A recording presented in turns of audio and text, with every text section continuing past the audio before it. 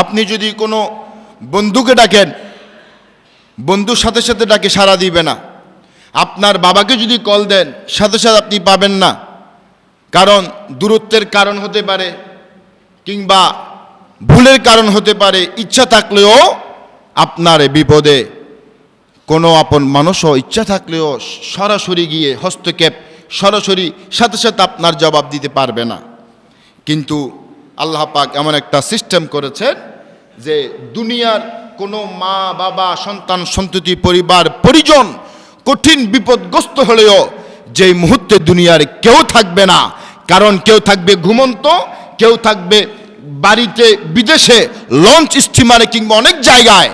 কিন্তু আমি এমন একজন রব, আমার বান্দা যেখানেই থাকে, দিন হোক রাত হোক, মুসিবত হোক, যে কোনো সময় হোক, আমি ডাকলে পৃথিবীর কেউ আসুক না আসুক, সাথে সাথে আমি আমার বান্দা ডাকে সাড়া দেই।